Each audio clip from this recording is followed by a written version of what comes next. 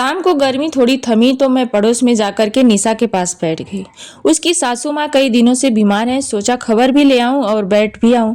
मेरे बैठे बैठे ही वहां पे उसकी तीनों देवरानियां भी आ गईं। अम्मा जी कैसी हैं? शिष्टाचार बस पूछकर इत्मीनान से चाय पानी पीने लगी।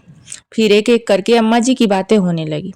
सिर्फ शिकायतें। जब मैं आई तो अम्मा जी ने ऐसा कहा वैसा कहा, ये किया वो किया। आधा घंटे बाद सब यह कहकर चली गई कि उनको शाम का खाना बनाना है, बच्चे इंतजार कर रहे हैं। कोई भी अम्मा जी के कमरे तक भी नहीं गया। उनके जाने के बाद मैं निशा से पूछ बैठी, निशा अम्मा जी आज 1 साल से बीमार हैं और तेरे ही पास हैं। तेरे मन में नहीं आता है कि कोई और भी रखे या इनका काम करे?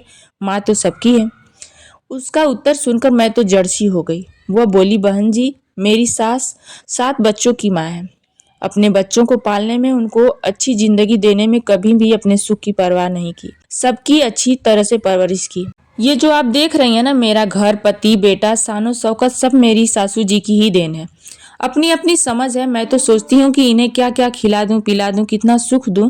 मेरे बेटा बेटी अपने दादाजी के दादी जी के पास ही रहते हैं, सुबह शाम बैठते हैं। उन्हें देखकर वो मुस्कुराती हैं। अपने कमजोर हाथों से वो उनका माथा स्यारा और शरीर सहलाकर उन्हें जी भर के दुआएं देती हैं। जब मैं इनको नहलाती हूँ, खिलाती पिलाती हूँ और इनकी सेवा करती हूँ तो जो संतुष्टि के भाव मेरे पति के चेहरे पर आते हैं ना, उसे देखकर मैं धन्य हो जाती हूँ। मन में ऐसा एहसास होता है कि जैसे दुनिया का सबसे बड़ा सुख मिल गया हो। और फिर वो बड़े ही उत्साह से बोली कि एक बात और है, ये जहाँ भी रहेंगी घर में खुशहाली ही रहेगी। ये तो मेरा तीसरा बच्चा बन चुकी है। और यह कहकर वह सुबक सुबक कर रो पड़ी। मैं इस जमाने में उसकी यह समझदारी देखकर हैरान थी।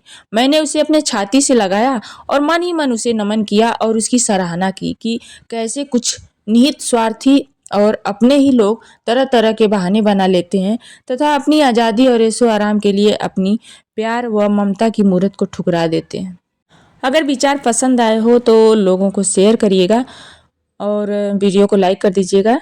धन्यवाद।